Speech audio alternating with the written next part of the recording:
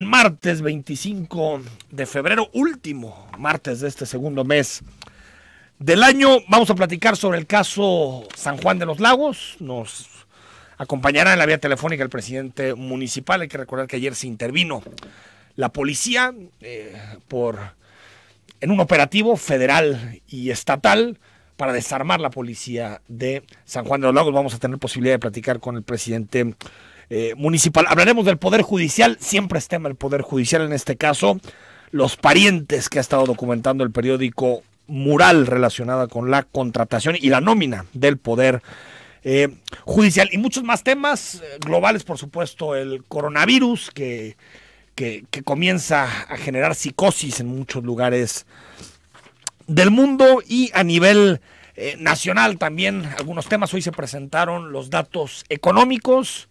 Se confirma decrecimiento de México en 2019, menos 0.14% de crecimiento en 2019. Conversamos con Augusto Chacón y también más adelante Justicia Abierta. Hasta las 10 estamos en Cara a Cara. En esta mesa dialogan todas las ideas, se genera la noticia y se dicen las cosas. Cara a Cara, la información clara y precisa en voz de sus protagonistas. Cara a Cara, con Enrique Tucent.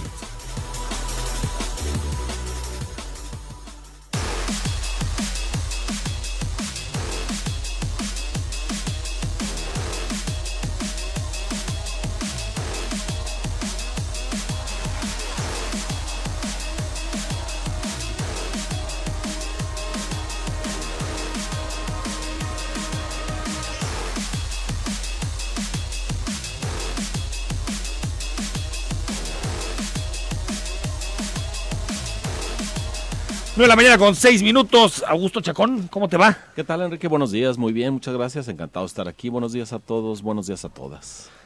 Menos 0.14. Ese es el dato oficial, ya no hay marcha atrás porque a veces se hacen revaloraciones, se recalibra las cifras con relación al crecimiento. 2019, menos 0.14%. Pues cerquita del 4% nos quedamos, ¿no? Sí. A 4.14. Sí, no. O sea, si en el año hubiéramos dicho aquí que acabamos, hubiéramos estado más cerca de la cifra, ¿no? Exactamente. Bueno, sí se confirma lo que hace 3 semanas se anunció como el primer corte, que faltaba confirmarse. Ayer se confirma. Sumado a otro dato, ya se puede empezar a decir recesión técnica porque acumulamos trimestres sin crecimiento. Estamos en recesión. Es el decrecimiento que se presenta por primera vez desde el primer año de Vicente Fox. No nos había sucedido y a Vicente Fox no es el caso. El primer año, aunque Felipe Calderón tuvo el de la crisis, el de 2009, claro, que decrecimos 7%, menos 6.8%. Que ahí nos pusimos a tono con el resto de las economías. Pero aún peor, porque Estados Unidos decreció como al 2%, nosotros menos 6.8%. Lo que sucede es que el decrecimiento de Estados Unidos 2% es es bestial, son 3 Méxicos. Brutal. Entonces 7% nos pusimos al corriente. Ahí más o menos era explicable por es la crisis económica mundial más fuerte después de 1929.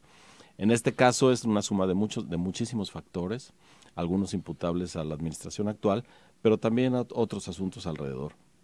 Si este dato, que es el único dato del que nos debemos valer, por más que alguien diga que hay otros, no sirve para mudar el modo de relación entre los factores económicos y los factores políticos, para acordar y para empujar al país fuerte, yo no sé qué estaríamos esperando para cambiar un poco la actividad. Ahora, hay otros datos que no son malos.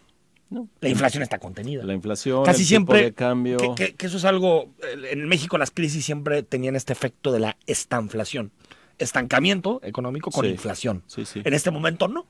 Tenemos una inflación bastante controlada. La crisis económica no llevó a inflación. Sí, habrá que preguntar, por supuesto, a los especialistas en economía, pero esto de la inflación también tiene que ver un poco con el consumo. Bajas el consumo y entonces... Y también porque los precios de los energéticos no se movieron mucho. No. O sea, tiene muchas variables y creo que es positivo que hablemos que la inflación está contenida, ¿no? En medio de todos los indicadores que podrían ser negativos, el empleo todavía no entra, entra en una crisis. Se creó menos empleo que 2018, sí, pero se creó empleo. Sí. 300,000 puestos de empleo más o menos. Vamos a ver cómo cierran las cifras el INEGI, pero más o menos como 300,000 empleos a nivel nacional. Y creo que también es positivo que después de más o menos 25, 26 años de que no creciera el poder adquisitivo de los trabajadores, creció. Es decir, esa es una buena noticia. Es un que tiene que ver con el salario mínimo desde mi punto de vista, claro. ¿no? Con la apuesta a crecer el salario mínimo. Pero creo que dentro de este análisis que a veces se hace en la administración de López Obrador, muy de negros y blancos, creo que es importante poner los grises. El dato es terrible, menos .14 es terrible. Me acuerdo cuando comenzó la administración dije, va a estar difícil que López Obrador no crezca a lo que creció Peña en su primer año, 0.7%. Y ahorita me das el 0.7 y lo firmo. Sí. Pero creo que no es, en términos económicos no estamos tan mal como a veces se cree. No es la debacle, pero insisto, es el momento de tomar algunas decisiones importantes. Sí. Y muchas tienen que ver con actitud. Hay que darle seguimiento a aquel anuncio de infraestructura grandísimo que hizo la iniciativa privada. ¿Qué va a suceder? ¿Se va a hacer? ¿Se hizo? ¿No se hizo? Eso sin duda podría detonar. Que se haga más eficiente el gasto público. Sabemos que en el primer año todas las administraciones sufren por la curva de aprendizaje. Ya es momento que el gasto público se haga eficiente. No basta las transferencias de dinero en programas sociales. Se necesita obra pública, se necesita que los estados y los municipios reciban la derrama del gobierno federal para activar la economía desde donde le corresponde al gobierno, sin perder de vista que de la inversión que se hace en el país, 1 peso es del gobierno y 7 son de la iniciativa privada. Confianza, Augusto. Eso es. Pero confianza no basada en fotos. O sea, la confianza no es sentar a los empresarios en Palacio Nacional, todos reunidos, sonreír. Esa no es la confianza, ese no es el mensaje que quieren los mercados. No. A ver, qué bueno que se sienten, yo no tengo nada en contra, sí tengo algo en contra de las cooperachas, ¿no? Esas tan sonadas en nuestra economía popular de las cooperachas, estas son cooperachas importantes. Es una cooperacha para el pastel de licenciado. Pero lo que están pensando son mensajes de otro tipo los mercados, mensajes de certidumbre, de respeto a las leyes, de Estado de Derecho, de instituciones. Esos son los mensajes, no los otros, las fotos están padres. Pero no es lo que están esperando los mercados. No. Una fotografía con uno de los hombres más ricos del mundo no cambia lo que está sucediendo a nivel de tierra. Pero pues estamos ante un presidente que privilegia el mensaje a través de símbolos y sin poner a actuar esos símbolos. ¿Qué sigue después de la foto? ¿Qué es lo que ocurre con la inversión después de la fotografía? Hay certeza, hay un Estado de Derecho, no hay terrorismo fiscal, la extinción de dominio no va a funcionar como las aves negras dicen que podría funcionar. Todas esas certezas tienen que ponerse en juego. Y no quitemos del radar lo que decías al inicio, el tal coronavirus afectando grandemente a las bolsas, el movimiento económico. Ayudar, porque podemos sustituir un poquito a China en esta competencia que hay por el mercado de exportación. Sí. O sea, hay oportunidades y de eso no sé si se está leyendo o no, que puede llegar a ser una oportunidad en nuestro país. Para que se potencie esa oportunidad, volvemos al mismo punto. Se necesita confianza. Y eso está en manos del régimen actual ponerlo en juego. Mira, las fotografías que tanto le gustan al presidente son mucho menos efectivas en términos de confianza cuando después en la mañanera tú señalas empresas directas, ¿no? Sí. Por ejemplo, tú puedes decir, detrás de el problema para el abasto de medicamentos de cáncer está Grupo PISA. Sí. Y después no se presenta ninguna denuncia contra el Grupo PISA. Y no sucede nada, claro. Es decir, ese tipo de mensajes dañan más y son mucho más perjudiciales para la confianza, ¿no?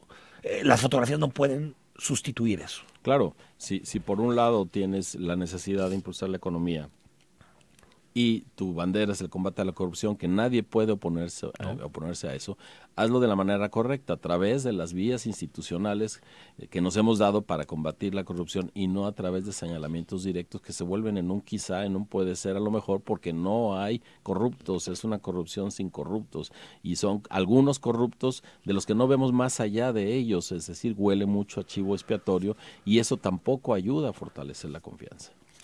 Augusto Chacón, ayer el gobierno del estado y la federación intervinieron la policía de San Juan de los Lagos, que no es un municipio chiquito, no. Es un municipio importante en los Altos. Y bueno, llega a debate otra vez lo que está detrás de las policías municipales. Hay más de 300,000 elementos en todo el país de policías municipales.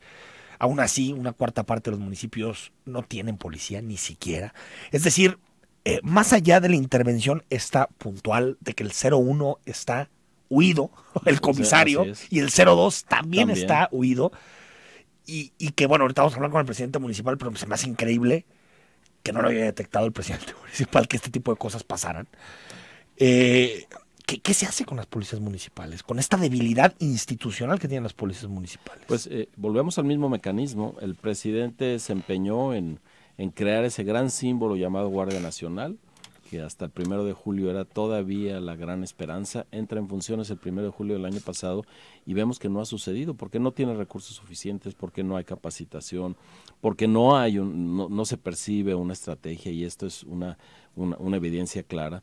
Lo que todos los especialistas en seguridad dijeron, hay que empezar desde los municipios hacia arriba, hay que fortalecer las policías municipales, las policías de los estados, y entonces llegar a la parte federal, porque la fuerza más importante del país, al menos en número, está entre los policías municipales y los estatales.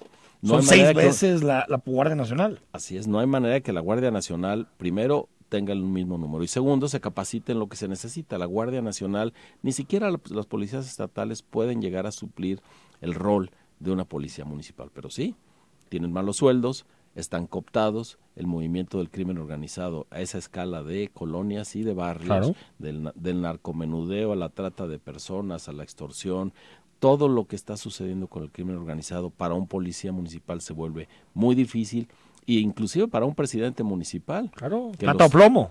Plata o plomo. Así es. Y a lo mejor hay candidatos a una alcaldía que están conscientes de a dónde se meten, pero quizá hay otros que inocentemente llegan y apenas llegados al puesto se dan cuenta pero de lo si que ya sabemos implica. eso, ¿por qué no lo reformamos de fondo? ¿Por qué no le quitamos a las presidencias municipales con mucha debilidad? Hay que quitarle a sus policías, Augusto. Tendríamos o sea, es que ya no es un asunto de romanticismo con el artículo 115 constitucional o de nuestro municipalismo. Lo que dices tiene sentido. El presidente municipal no puede abstraerse de eso. No. Y hay una simetría de fuerzas. Entonces, si llega el capo de la zona y le dice, oye, entrégame tu policía, yo te voy a nombrar al comisario, porque si no te mato a tu familia.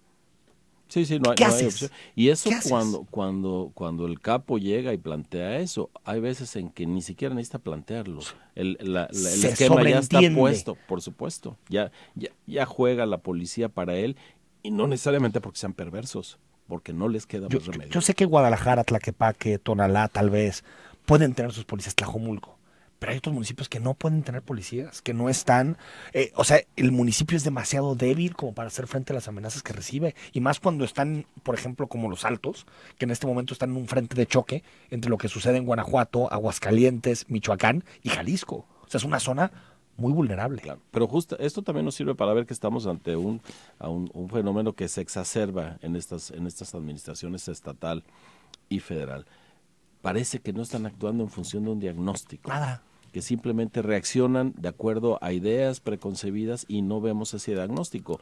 Eso que acabas de decir tú, y que los especialistas en seguridad en Jalisco conocen muy bien en qué territorios hay que hacer qué cosas, cuál es la fortaleza de la policía, todo eso tendríamos que tenerlo como un diagnóstico para intervenir, precisamente porque los presupuestos son magros. Y si revisamos además lo que se asignó en 2020 para seguridad, tanto a escala federal como estatal, dices, parece que no corresponde el nivel de la urgencia con los recursos presupuestal. Bueno, ayer el gobernador estuvo en una entrevista en Televisa en la noche y dijo que se van a intervenir más municipios. Yo lo que pido es que se haga con rendición de cuentas, porque ya sucedió, desde 2016 han intervenido policías, primero fue Tlajomulco, ¿te acuerdas? Cuando el fiscal era Eduardo Almaguer y el alcalde era Alberto Uribe. Después en 2017 también se intervinieron policías. En 2018, bueno, Ocotlán en 17, sí. que por cierto la gente me escribieron ayer a través de Instagram, la gente en Ocotlán sigue pidiendo que se haga algo, porque está muy caliente el tema en Ocotlán. 2018, Tlaquepaque, con aquella polémica intervención que nunca supimos nada. Nunca supimos qué pasó. Es decir, yo sé que muchos datos no se pueden revelar, que tienen que ver con inteligencia, que tienen que ver con investigaciones, pero lo que sí se puede revelar, aunque sea, como se dice, los metadatos, a los debates actuales, que se revelen, porque si no existe siempre la sospecha de que con los amigos es un poquito más, ¿cómo se puede decir?, afectuoso. ¿No? Y con los adversarios políticos, los que no son de tu partido, ahí va la intervención directa, ¿no? Ahora, lo que también toca pensar es que San Juan no es un municipio aislado, un lunar. No. se necesita una intervención que inclusive abarca hasta Guanajuato. Totalmente. Es una intervención territorial de esa magnitud. La Guardia Nacional está en las carreteras, la Policía del Estado está cuidando todos los demás puntos de contacto y hay policías cercanos que conocen el territorio, no solo ahí, en todos los municipios aledaños, en todos los altos, y ese es el problema. Una intervención en un municipio no basta. Primero porque es muy sencillo hacerse a un lado para una intervención que todos los criminales saben que va a ser pasajera, que no va a ser permanente y que en un momento las fuerzas estatales o federales se van a ir. Pues no, hasta que no tengan la... Eso debería ser, pero no ha sucedido. En un momento se van, sí, coincido. Pero en este caso, uno diría, bueno, hay más de 500 elementos en San Juan, hasta que no esté garantizado que tienes una policía que trabaja para los ciudadanos, no te puedes ir. O sea, estamos hablando de 2 años, 3 años. No sé, mucho tiempo. Mucho tiempo. Pero mejor empezar estas islas de legalidad de las que por supuesto en su momento ha hablado Jesús Ibarra. Sí. Mejor eso, asegurar que San Juan de los Lagos ya está blindado y después pasa a otro municipio, aunque duremos mucho tiempo. Pero lo otro es simplemente intervenir para mandar un mensaje a la delincuencia organizada y a los policías, pero después de un año ya todo se nos olvidó. Ese es el problema, que no partimos de un diagnóstico y ese diagnóstico no le sigue una estrategia que sea consecuente con lo que reclama el diagnóstico, pero también con las capacidades institucionales. ¿Cuál es la capacidad institucional que tenemos para perseguir cuáles delitos y para proteger cuáles territorios? Me parece que está muy disminuida y eso pasa por la cantidad de recursos. Intervenir municipios de fin de semana no está difícil. Van, vienen. Sí, te los traes a la academia, un mes, les haces los exámenes y después todo vuelve a la normalidad. Y todo vuelve a la normalidad. Ese es el problema. Pasó con Tlaquepaque. 9:00 con 21 minutos. Al corte hablamos con el presidente municipal de San Juan de los Lagos y también te damos la opinión de Daniel Gómez Tagle, él es especialista en seguridad e hizo un análisis de lo que está sucediendo en San Juan de los Lagos y creo que es muy interesante. Al corte y lo analizamos. Ni en el mismo municipio, el modus operandi nos da para sospechar de una acción coordinada. Sin embargo, las autoridades fueron muy rápidas al determinar que no tienen relación entre sí. Esta es la señal de una administración en problemas, a la que le resulta necesario dar respuestas, de preferencia positivas, a una solución real que pocos entiendan y que además lleve tiempo. Política peligrosa, porque en este siglo XXI la información fluye fuera del control del gobierno y las mentiras se asoman con mucha facilidad. El gobierno de Jalisco enfrenta una crisis de seguridad innegable. Tras analizar los asesinatos de policía en el estado y los homicidios reportados por el secretario ejecutivo del Sistema Nacional de Seguridad Pública, descubrimos que en la frontera de Jalisco, Michoacán y Guanajuato, específicamente entre San Juan de los Lagos y San Ignacio Cerro Gordo en Jalisco y La Piedad de Michoacán, se forma un frente en el cual pasa poco o nada en comparación con sus vecinos. El ojo de la tormenta, podríamos decir, y el inminente despliegue de la Guardia Nacional con su flamante base civil, entre comillas, en Tepatitlán podría confirmarlo. Malas noticias para Jalisco si el gobierno federal decide hacer frente, finalmente, al crimen organizado en la frontera de los 3 estados del Bajío. El gobernador Enrique Alfaro podría verse atrapado entre fuego cruzado, políticamente hablando, ya que de cara a las elecciones intermedias de 2021, la lucha por la imagen pública ha empezado. Jalisco tiene problemas graves. Si a la presencia del crimen organizado en el estado le sumamos el poco interés que ha mostrado el gobierno en cuidar a sus policías, encontramos un panorama sombrío. Sin embargo, también hay otros datos. Jalisco es 4º lugar a nivel nacional en policías asesinados, pero cuando analizamos el riesgo de un policía jalisciense de morir en cumplimiento del deber, Jalisco se va hasta el lugar 18 y el 4º lugar es ocupado por Zacatecas, seguido por Veracruz.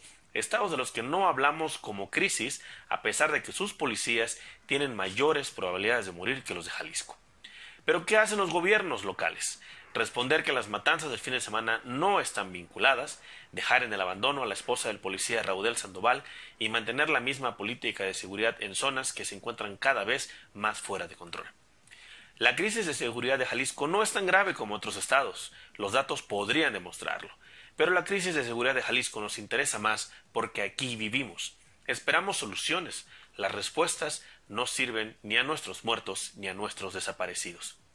El desarme de los policías en San Juan de los Lagos puede ser necesario, pero no podemos culpabilizar a todos los policías. Como ya hemos señalado, ellos se encuentran en una zona donde sus vidas se encuentran en riesgo real, y podríamos hablar fácilmente de una decisión que va entre plata o plomo. Las declaraciones y la difusión de las noticias no dan lugar a dudas en la opinión pública. Los policías de San Juan son corruptos, punto. Porque desde luego los policías no tienen los mismos derechos humanos que los delincuentes. el derecho a su integridad personal y ya ni siquiera hablemos de la presunción de inocencia. Ya de salida, el presidente López Obrador presentó ante los medios las nuevas instalaciones de Guardia Nacional en Tepa. Dio una breve charla a los guardias diciendo que el uso de la fuerza debe ser solamente para la legítima defensa, demostrando en 7 minutos de explicaciones que no tiene idea de lo que son el uso de la fuerza y la legítima defensa a nivel jurídico, que no entiende su papel como comandante supremo de las Fuerzas Armadas y que ni siquiera él tiene claro cómo funciona o para qué funciona la Guardia Nacional, pero ya está en Tepa, justo a la orilla del ojo de la tormenta. Atención Jalisco, se pronostican vientos fuertes. Hasta aquí mi comentario, Enrique. Me despido desde este 83 con 1-11 para los 78-90. Que tengan buen turno. Gracias a Daniel Gómez Tagle, gracias por su comentario sobre el asunto de San Juan de los Lagos, que es el tema de la semana. Y bueno, Augusto, Poder Judicial. Ayer comentaba que creo que Ricardo Suro es un presidente del Supremo con voluntad, sí, pero necesita una sacudida del Poder Judicial. Y no solamente en leyes, sino en términos de discusión social. O sea, ya es tiempo de que nos metamos todos como sociedad a discutir nuestro Poder Judicial. Eso es muy importante y la verdad es que durante un año hemos esperado que la reacción sea interna, que ellos mismos y ellas mismas digan, saben que necesitamos reformular esto, y han apostado, una parte del Poder Judicial ha apostado por resistir, parecen atrincherados en los modos viejos, en la no transparencia, es uno de los poderes menos transparentes, para que pase el vendaval, pero el vendaval no va a pasar. Necesita el Poder Judicial, de manera interna, aunque quizá ya vayan un poco tarde, proponer sus reformas, proponer cómo van a cambiar, cómo van a corregir esto, cómo el nepotismo, cómo las asignaciones de magistraturas. 74% de los magistrados tienen parientes en la nómina. Es que eso, yo sé que en México no operamos con lineamientos muy éticos en muchas ocasiones, pero eso debería llevar a renuncia de gente. Por supuesto. O sea, se publican estos datos, 74% yo lo publicaba Mural, 55 millones de pesos en nómina de parientes. Sí, ¿no? Y nadie se hace responsable de nada, es como si se gritara al viento. Y lo terrible es que les parezca normal, como dices tú, ya no digamos si lo dice la ley o no, un mínimo código de ética te dice no, y más si eres un impartidor de justicia. Oye, si encuentras 5, 6, dices, bueno, 5 o 6 son casos aislados, gente que metió a su familia. 74% de los magistrados, o sea, eso es sistematizar, eso es, ya no es el Poder Judicial, es la familia. No, es el gran terror de la administración pública mexicana, el uso patrimonialista de las instituciones. Ya llegué, es mía y yo dispongo como Dios me da a entender. Es terrible, pero insisto, necesita el Poder Judicial. Ricardo Suro tendría con qué plantear sus propias reformas, hacer un mea culpa profundo y recomponerse. Si no, de todos modos le va a llegar. Sí, el problema es que si lo hace, tú lo sabes muy bien, Augusto, tiene ahí la rebelión de las togas, ¿no? Tiene se le revelan los viejos jeques del Poder Judicial que llevan muchos años ahí, que se han beneficiado del sistema, que ya no tienen ninguna necesidad porque son millonarios. Es un poder muy difícil porque no opera con votos, no opera con, pues igual si tienes un contrincante le ganas en las urnas y por lo tanto, o sea, ahí son otro tipo de códigos. Y togas que no necesariamente responden a intereses internos del Poder Judicial, que tienen relaciones hacia poderes fácticos y han construido una red de influencias de todo tipo. Eso es lo que hay que mover, pero a final de cuentas, volvemos al asunto. Creo que ese diagnóstico lo tiene el Poder Judicial, saben lo que implica mover cada uno de los elementos que necesitan ser cambiados para mejorar, y si no lo hacen es justo porque todavía calculan que el drama que se puede generar internamente es más fuerte que el externo. Creo que están haciendo un mal cálculo. Y después dice, ¿Por qué la gente no obedece a la ley? Porque, Claro, pues, es que por supuesto. hay un poder judicial que ni siquiera pone el ejemplo en este tipo de temas. Ahora, ayer decía, se van a elegir ocho magistrados. En los próximos 15 días se van a emitir las convocatorias para 8 magistrados. Para darnos una idea, estamos hablando más o menos como del 25% del total del Supremo Tribunal de Justicia. Es como si en la Corte se renovaran 3 ministros de golpe. Es decir, estamos hablando de una cantidad muy importante. Y todavía no está clara la forma en la que se van a elegir, Augusto. O sea, cómo se van a evadir las cuotas y los cuates, cómo le vamos a hacer para que no lleguen gente de partidos políticos. ¿En qué paró el control de confianza? Exacto, si va a ser o no, quién va a ser el que se va a encargar del centro que depende del Poder Judicial. Seguimos ahí como en la incertidumbre, ¿no? En la incertidumbre que beneficia a esos espacios oscuros del Poder Judicial. Pero yo insisto, alguien le va a tener que entrar, porque si no es interno el Poder Ejecutivo local, inclusive el Legislativo, y si nos apuramos... Pero empecemos con los nombramientos. El Gobierno Federal. Empecemos con los nombramientos, que sean nombramientos ejemplares, ¿no? Debería ser, ser, que pase el proceso por el Comité de Participación Social, que creo que tiene que estar incluido, con las universidades también, que formulen el examen, que formulen las evaluaciones. Cuando veas que están, digamos, que son aptos para el puesto, ayer me decía Javier Hurtado, que se vayan a sorteo. Todos los nombres de quienes ya fueron aprobados como que son aptos para el puesto. Sí. Esa sería una solución, y que también resistan, quienes compitan, resistan la prueba del patrimonial. De Exacto, viene el patrimonio, sí. No, que resistan la prueba del prestigio. Ya cuando estén todos aptos con todo esto de la evaluación, honestos, todo, que se sorteen. Así es. Si son 30 los buenos, que se sorteen. Y se acabaron las cuotas, se acabaron. A menos de que eso le diga... sería un gran avance, y el llamado es a que el Poder Judicial entienda que si no es interno les va a caer como imposición, o va a haber un rompimiento. No van a entender. Corte y seguimos ahora sí con el alcalde de San Juan de los Lagos.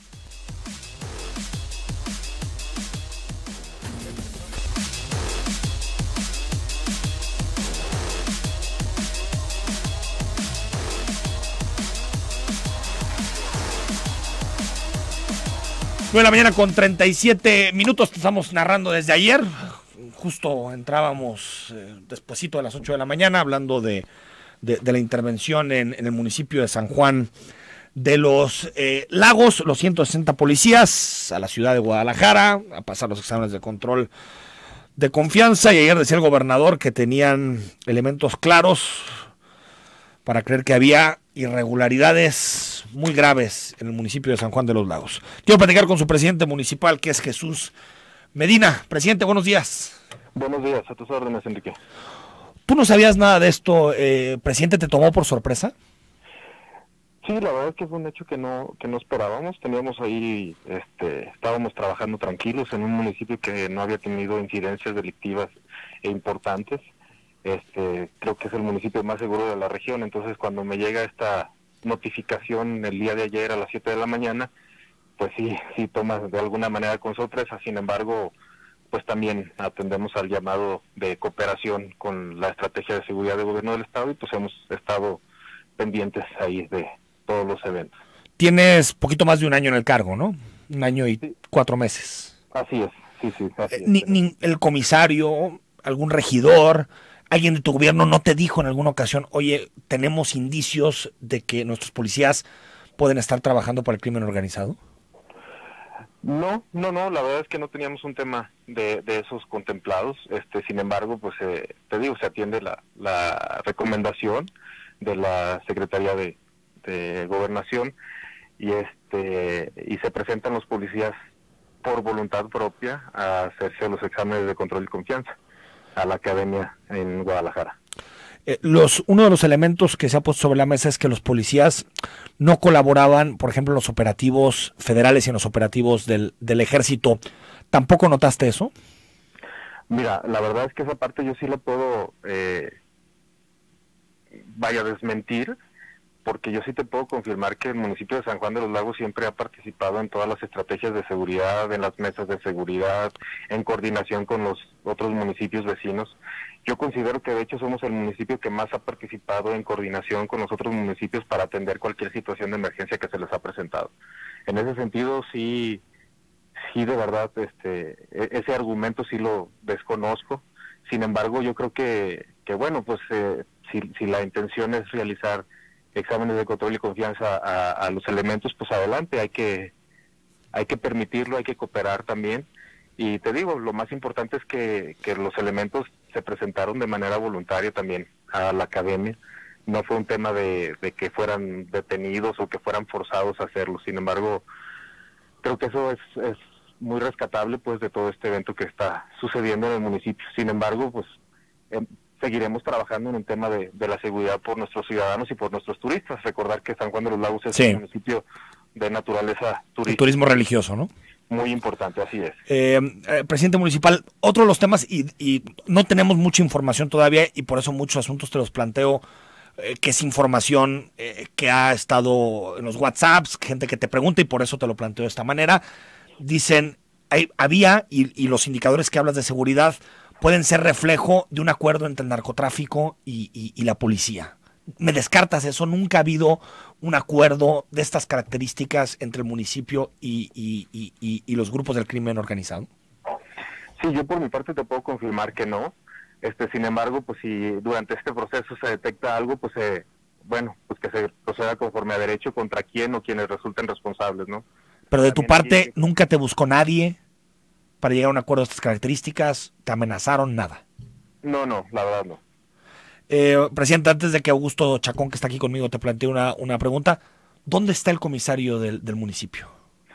Sí, en estos momentos de hecho ya se presentó también ante las autoridades, también ya está, entiendo que en el proceso de ser trasladado a la academia también a participar de los exámenes de control y confianza, y también su escolta también ya está, si no se ha presentado en este momento, está por presentarse, pero también ya está en comunicación. ¿Lo hizo por voluntad propia?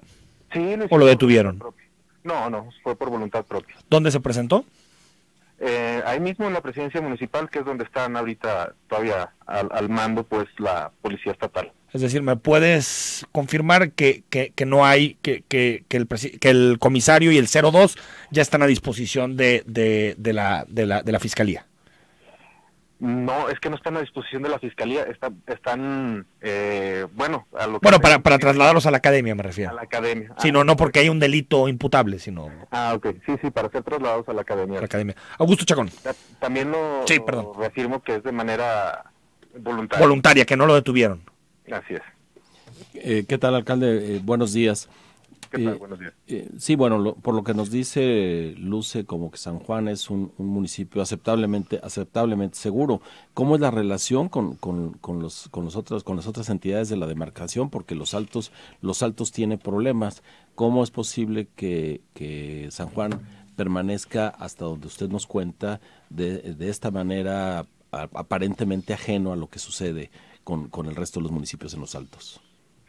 Bueno, pues aquí es lo que te comentaba, ¿no? Que siempre hemos estado en coordinación, tanto con el Ejército Mexicano como con la Policía del Estado.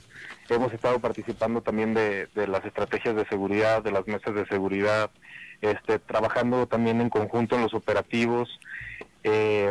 Recordarte, pues también la naturaleza del municipio es turística, el tema de la seguridad pues obviamente es uno de los más importantes, pues porque también, ahora sí que para nosotros un municipio inseguro pues también representa la quiebra, ¿no? Claro. Sin embargo, es un tema que hemos trabajado en fortalecerlo, en mantener la paz, y pues hay buena comunicación con los municipios vecinos, siempre hemos trabajado, te digo, en coordinación, cuidando las colindancias, incluso apoyando, en sus eventos de ellos o en los eventos que suceden en el municipio de manera social me refiero, también participamos, ¿no? Con apoyo de elementos de policía, con patrullas, todo para que podamos fortalecernos también en los temas regionales. ¿Tú te enteraste, alcalde, para despedirte hasta que llegaron las fuerzas federales y estatales? Sí, así es. No te dijeron antes nada. No, antes nada. Conmigo se presentan a las 7 de la mañana. En ese momento ya también inicia el protocolo en la presidencia municipal con los elementos ahí presentes. De hecho, fueron trasladados primero 50 elementos Sí. a la academia, y después o los que estaban en los turnos pendientes por entrar también fueron llamados en tiempo posterior o más bien hasta el día de hoy para ser trasladados a la academia. Entonces, por ejemplo, incluso el comisario se iría junto con un grupo que apenas estaría presentándose hoy en la academia. Es que más allá de que siempre este tipo de operativos se hacen de forma silenciosa, puede uno presuponer que alguien le dio un pitazo al comisario. Porque se fue, ese día no fue a trabajar. Pues mira, aquí pues la verdad para mí fue totalmente sorpresivo, y yo entiendo que así se tienen que manejar este tipo de situaciones. Nosotros como autoridad municipal pues también estamos con toda la mejor intención de cooperar y de participar, y pues de que si se detecta, te decía, alguna anomalía, pues también que se proceda conforme a derecho contra quienes resulten responsables de esto. Pero confío en que saldrán bien los elementos, bien evaluados. Sí. Todos se fueron en voluntad propia. Y pues también confirmarte que tenemos alrededor de 60 elementos ya evaluados en control y confianza. Teníamos 10 en proceso y bueno... 60 de los 160. ¿Perdón? 60 de los 160 ya habían pasado los exámenes. Así es. ¿Y 10 estaban en proceso? 140, perdón, son 140 elementos. Son 140 elementos. Sí, no. Presidente, gracias, No, estamos para servirle. Cualquier cosa estamos a sus órdenes. Gracias. El presidente municipal de San Juan de los Lagos, que apareció en el mapa después de la intervención de ayer. Creo que la pregunta que le hacías, Augusto, tiene mucho sentido. Es pues una isla, ¿no? Al menos por la narración parece como que... Y qué gacho que tengamos que sospechar de las islas. Exacto. Cuando todo está tan mal, exacto. Si de pronto hay un municipio que se mantiene impoluto, pues... Y se oye sorprendido, se oye, sí lo tomó absolutamente inadvertido. No había sospechado que algo así podía suceder. Bueno, el comisario parece que no lo tomó inadvertido, ¿no? Al comisario, un comisario que se respete, pues debe tener buenos enlaces con la Policía del Estado y con ahí vamos, la Guardia Nacional, y seguramente le avisaron, y quizá algunas condiciones mediaron para que él llegara y dijera, bueno, aquí estoy, no, quizá, pero no queda sino sospechar justamente. Yo sé que especular no es lo que se puede hacer, pero cuando pasan este tipo de cosas es imposible no pensar mal de que un comisario se vaya un día y dices, ¿y si destruye pruebas? ¿Y si se protege? Exacto. ¿No? Sí. Pero bueno, y ayer nos comentaban después del programa, pues que no existe ninguna orden para detenerlo al comisario. O sea, no fue a trabajar, que es su delito, pero no hay más. No era un prófugo en el sentido estricto. Exacto, tal cual. Nada más no fue a trabajar ese día. Así es. Augusto Chacón, gracias. Al contrario, siempre. Enrique, gracias a ti. Buenos días a todos, a todas. Al corte, Justicia Abierta, y leemos tus mensajes. 9:52 se nos fue volando el tiempo. Te recuerdo, nos lo dijo aquí en Zona 3 Noticias, ya se presentaron el 01 y el 02 de la Corporación de San Juan de los Lagos, se presentaron por voluntad propia, eso dice el presidente municipal, para los exámenes de control de confianza y las capacitaciones en la academia. Es decir, estamos hablando de estamos hablando de noticia de último momento. Como cada 15 días, Justicia Abierta. Manuel Ayala, ¿cómo estás, Manuel? Bien, buenos días, Enrique. Adelante. Bueno, pues el lunes de la semana pasada, en su habitual conferencia de prensa, el presidente de la República, a modo de chiste, dijo que durante una reunión de gabinete de seguridad nacional se había acuñado una frase: ya no es el debido proceso, es el debido pretexto, dijo el presidente. Se refería a los juzgadores que, según él, utilizan pretextos para liberar a criminales por nimiedades tales como que no están bien integradas las averiguaciones, y dijo que él acabaría con esos jueces que dictan ese tipo de resoluciones. Esa declaración la hizo en el contexto, como sabemos, del caso de Lunares, un presunto delincuente buscado por las autoridades de la Ciudad de México y liberado después de que el Ministerio Público mintiera sobre su detención.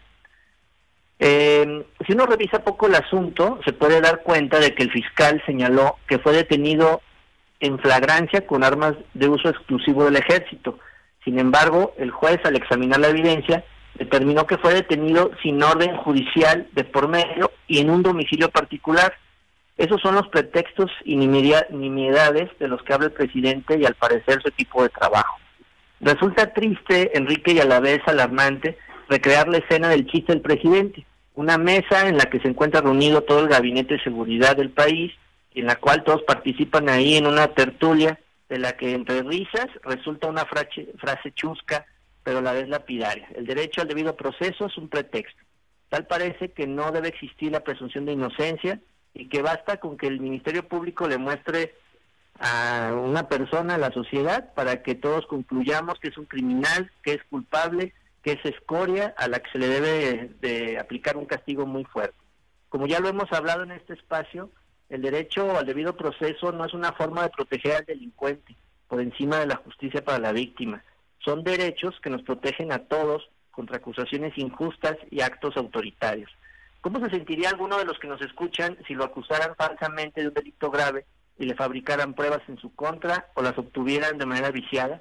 ¿Cómo se sentirían si el juicio no se hace con pruebas duras ante un juez imparcial, sino con un linchamiento en los medios de comunicación, ante la opinión pública y sin la posibilidad de defenderse?